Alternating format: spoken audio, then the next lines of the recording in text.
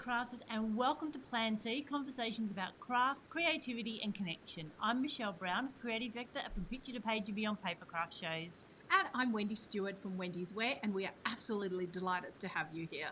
Well, Michelle, we weren't going to be here today, were we? We've had a bit of a change of plan. Correct. Yes, originally we are going to have Mary from Lovely, Craft Zone here yeah. with their fantastic card designs, and unfortunately she's unwell, so we will be able to catch up with her next week. Absolutely. Mary will be joining us next week from Craft Zones. Mary, if you're watching, get better soon, feel well soon. Please stop worrying about everything and try and get some rest, lady. We know you're not good at taking some rest and some time for yourself. So we want you all better so you can join us on the show next week. And we are looking forward to that very, very much. We certainly Absolutely. are. So what are we going to talk about today? Well, then, we Wendy? decided we were going to talk about composition today. Composition of our scrapbook layouts, our cards, our art journal pages, our beyond the page pieces as well. And Michelle, I think when I first got started in this amazing paper crafting hobby of ours, composition was quite overwhelming because you just didn't know where to start. And if you hadn't, done art of any form in school or college or whatever you did, it was very confronting. You just didn't know where to start, how to start, and really going to a class was the best way to do it. And yeah, you don't need to know a lot about art theory, but a little bit certainly helps. And today we're hoping to just share a few tips and points with you about composition and how to approach your piece of work, whether it be a scrapbook page or a card or a art journal page. Yeah, and I think, like you said, when you start out, and some people sort of have that natural talent, that natural ability to put things together. And when we're starting, quite often we think about our shape or our size of our piece and our colour, and then composition tends to come in third. But I think once you sort of get more into it, and when you see something that you really like and that resonates with you, what we need to get into the practice of is actually pause and look and ask us, what is it about it that sort of sings, that makes our hearts happy? For sure. And one of the things that I really love, that I've learned and I love sharing when I teach as well, is what we call the rule of thirds in composition. So looking at, if we divide our page up, and like Wendy said, we're going to have some examples across card making, ATCs, scrapbooking and more, so that we can think, if we just imagine dividing our page up and then placing things in these important points, how does that alter the effects of the layout? And I think the more you do, the more you scrapbook, the more you card make, the more you do an ATC, it's just amazing how you're naturally drawn to the rule of thirds without even realizing it. Michelle and I were talking about, our pieces of work this morning, and it's amazing. We have followed that rule of thirds without even realizing that we have done it. Yes, we've consciously followed it after I've been in Michelle's class and learnt about it a little bit more, but it's just incredible. And when we all get started, I think we're all scared of that white negative space. Mm-hmm. A lot of us are like, don't like white space, like to plaster the page with everything that we can. That's perfectly fine. But it's also okay to cover the whole page and leave it blank. It doesn't matter. And if you're following that rule, it's amazing what clarity you get towards your project or towards your page or whatever you're constructing. And it just helps you go forward, make the layers and finish your project. Yeah, and I think like anything, there's no hard rules, they're only guidelines. Absolutely. But sometimes it helps if we know the rules and guidelines before we break them. So being a little bit more conscious about how we do it, then if we're making a decision and stepping away from that, we're sort of understanding why we're doing it. That Absolutely. We're perhaps playing with that theme a little bit rather Definitely. than being really stuck on it. And we're certainly not saying you have to follow this for everything that you create, but it does help. It helps you bring balance. It helps you bring symmetry. It helps you to bring a natural flow to your project, even though you are following the rule of thirds. Mm-hmm. There is a beautiful flow to whatever you're creating. Mm-hmm. Okay, so will we jump in with some examples? I think so. It might be time. Okay, let's do that. Wonderful. So Michelle's just going to move over to our desk, which has all the examples on it. And she's going to show you a few things that we have created so that we can give you a better idea of what we're talking about. So just remember, this is what we are suggesting to you. And it's all, Michelle, I think you're good over there. So I think this is what we're going to do. And Michelle's going to have a couple of layouts. She's going to have, I think she's got some cards, an ATC, a junk journal there that she is going to show you. Michelle, over to you. Excellent. Thanks, Wendy. Well, I hope everyone can hear me okay. So we've got, like we said, between Wendy and myself, we're covering all the crafts. We've got some scrapbooking layouts, some art journaling, some off the page. I've got some cards that we've made, both myself and others, and even an artist trading card that we can use as an example as well. So let me just move these off to the side for now. Yeah, certainly. So we were amazed how much we had between us that we could share today with lovely everybody watching. And we want to thank you all for watching. Thank you, Faye, Helen, Corinne, Kylie, I'm sorry, and I think Diane's watching too, but yeah, so we're welcome. Lovely to have you along with us. Excellent. So here's an art journal page that I've done previously in one of the classes, and what we want to consider, what do we mean when we mean thirds? Yes. So if we imagine that we're breaking not necessarily this whole layout here, but just this one page into strips of thirds. Now to help visualize this, I've created some templates, and I've actually used one of my favorite materials. Hopefully this won't be too shiny or too crinkly. No, it's looking good, Michelle. This is the plastic from a cereal box. So I have teenagers. We spend a lot of time eating cereal, and because it's see-through, and also it's a big format. So if I was using transparencies or something, it wouldn't give us that size.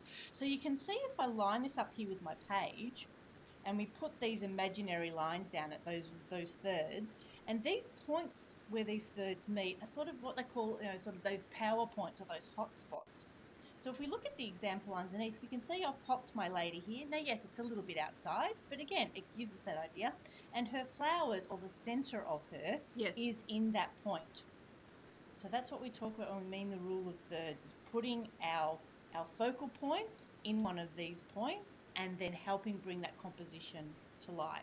And I think, Michelle, it would help, like, if, even when we're first getting started and learning about this, to create the template like you have. And just, as you're going through your art journal page, pop it on there. See if, everything's matching up or lining up the way you want it to.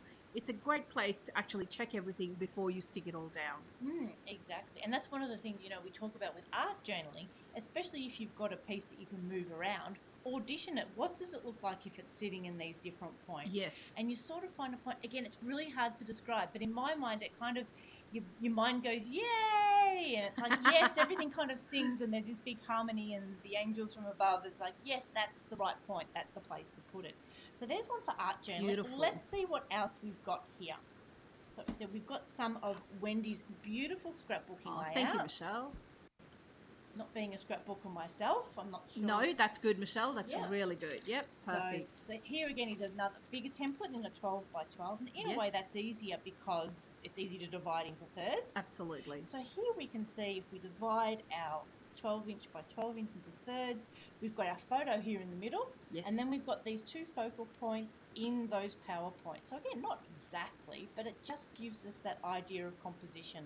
So central, and then having those points there as well. And it's really good if you're trying to create a cluster of embellishments like on my paper layout, which I think you're going to show next. Yep. So we'll look at this one. Yeah. This is one of Wendy and her gorgeous husband Duncan, who's made our music for our show. Yeah, so we're very grateful for the jingle he wrote for us. A unique jingle for us, Michelle. So again, if we pop this on, we can see that the photo is residing in this third, and again, sort of in the middle. And then we've got this cluster of flowers close to there as well. And so don't be afraid of, empty space, white space, or over here, the lilac space, it's there. Sometimes the layout just lends itself to leaving a bit of space and just making the photograph the absolute focus of the layout, which after all is the point of a scrapbook layout. Yes, exactly. So let's have a look at some cards. So I've got one here. This is made by the lovely Rosalie. She's one of our Stamping Up demonstrators at the Bendigo show. Yes. I've got a card here that was made by myself for one of our foil 5 ways demonstrations. And then I've got another card here that I think Wendy made Yes, as I think well. for you, yeah. Michelle, can I just get you to move that black and white layout of mine possibly out of the way, just so that it's not distracting everyone from... Yeah, perfect. Thank you very much. Lovely. Okay, so there you go. Yep. I've done exactly the same. We've created another little template. So most of the card making is slimline, I should say. Yes. We're making it, what's that, an A6. So it's 105 millimeters by 148. So we can see if we put this on to Rosalie's card, we can see there that her flowers are sitting in this point, in this bottom left third. Now, similarly, if we move over to our foil one, we can see the butterfly is sitting in that bottom right third. And then similarly, we've got the flowers, we've got sort of that center point, the balance point of the flowers in the bottom, and the bottom 2/3, and then that thank you across the top third as well. So sometimes that can also be a sign of maturity. Sometimes when we start out, everything has to be in the middle. We're punching it right in the center. Don't we all have cards like that? But thinking about moving it a little bit offset, these are some of the things you can consider as where to put them. So there's our cards. Like I said, we're going to jump into an artist trading card. So for those that's that you haven't beautiful. seen before, these are a set size. They're 2.5 inches by 3.5 inches.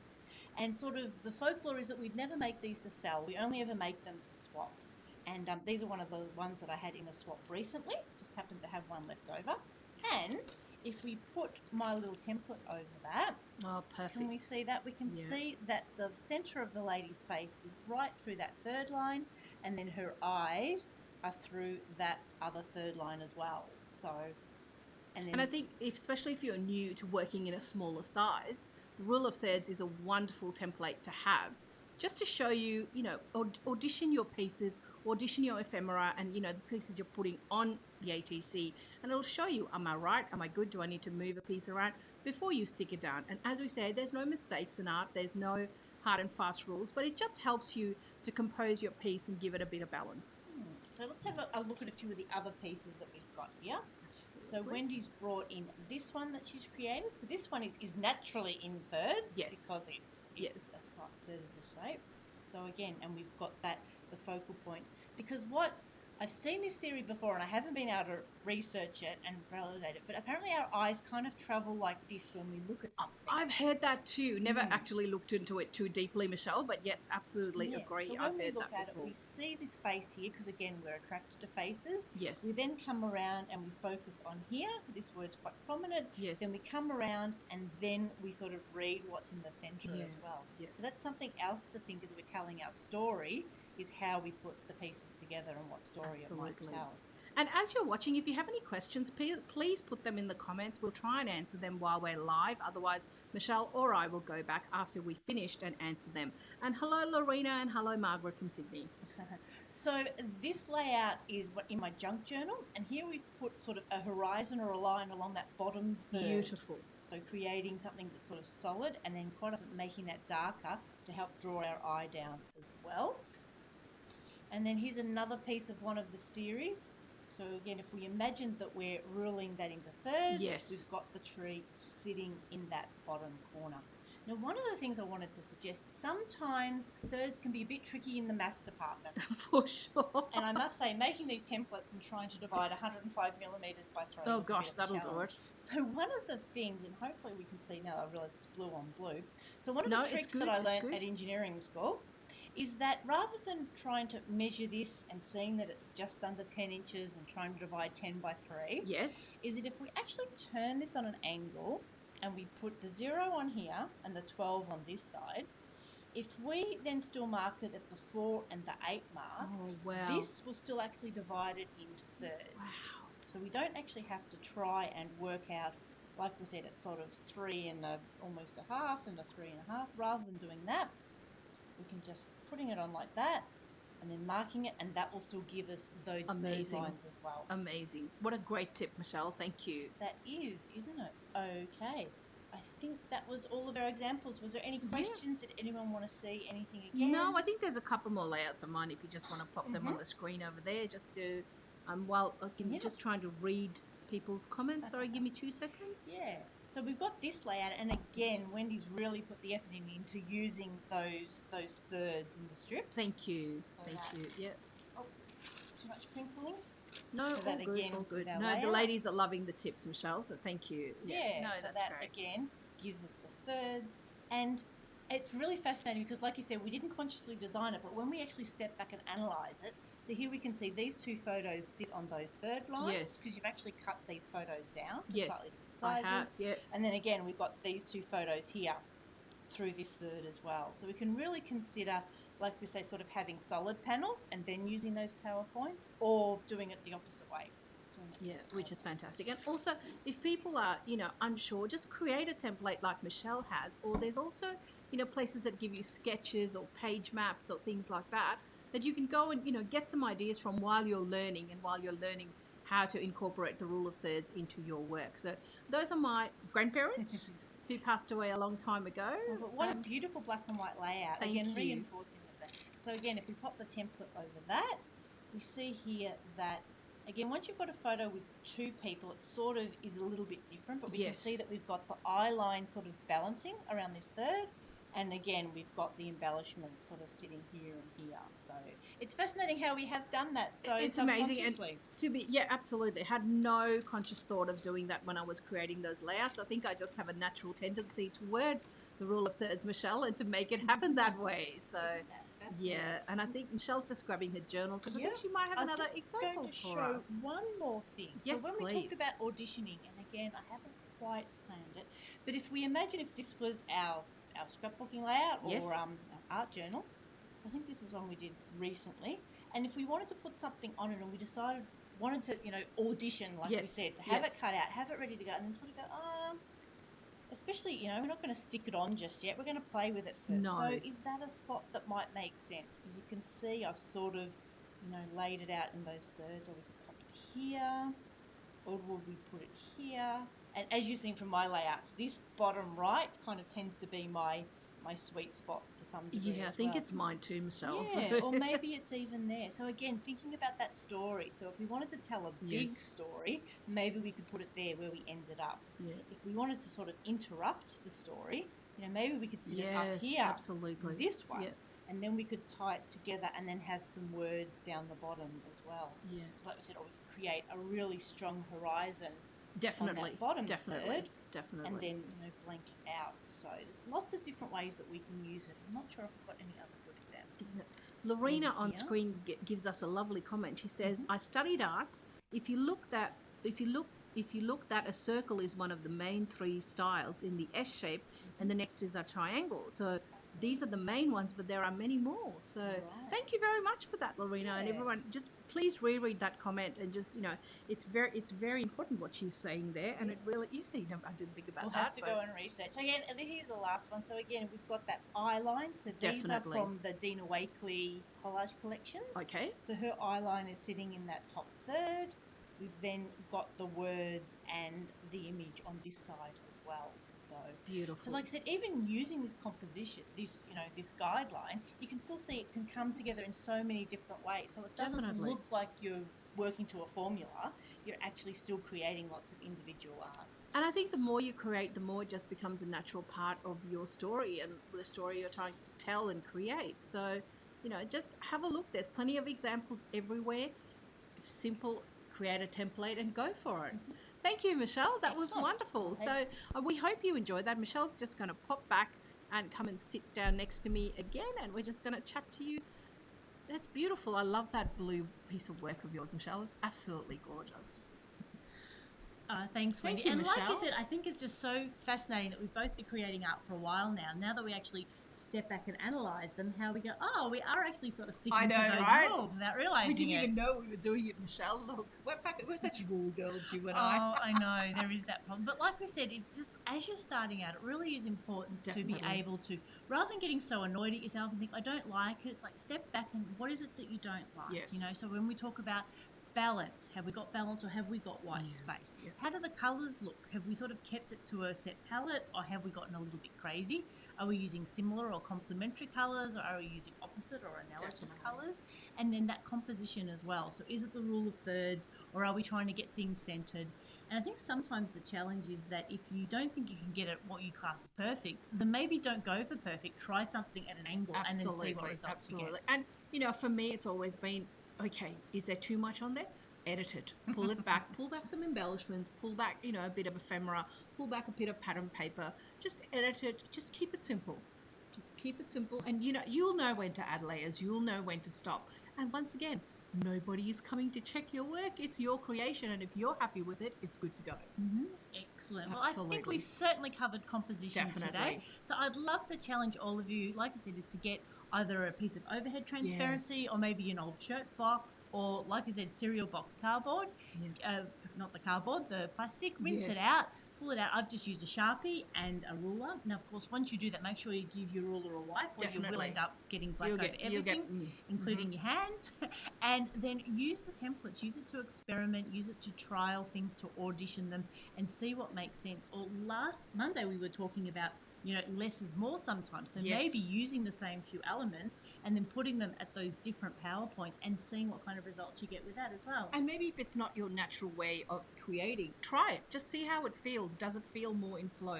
You know, we were talking about the S shape on the comments a little while ago. See if it flows, see where your eye goes, and just see where it takes you, and most importantly, just have fun. Yeah, and sometimes that's just being aware of those reactions too. Yeah. If you put it in a place and you sort of go, "Oh, I don't like that." Well, again, why is that?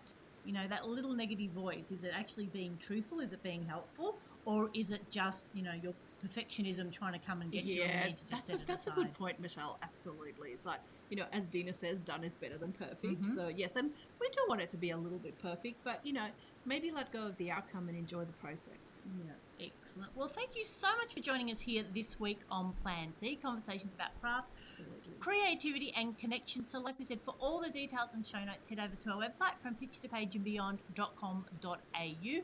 Make sure you give us a like, leave a comment if you've got any questions. Definitely. We would love to hear from you. Definitely. And of course, share us with your crafty friends. And if you're watching us through YouTube, make sure you subscribe to our channel as well. That would be great. And don't forget, we will be here next week again. Mary will be back from Craft Zone. We hope she'll be feeling better. So set an alarm to, come on 2:00 Australian Eastern Daylight Saving.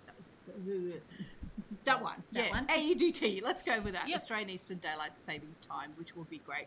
We have loved having you here. Please, even if you're watching on replay, please say hello in the comments. We'd love to know you're there. Ask questions if you're watching on replay. We will definitely answer them. If there's anything else you'd like to see on our show or guests you'd like us to invite, please drop us a message via, either in the comments or email Michelle or myself.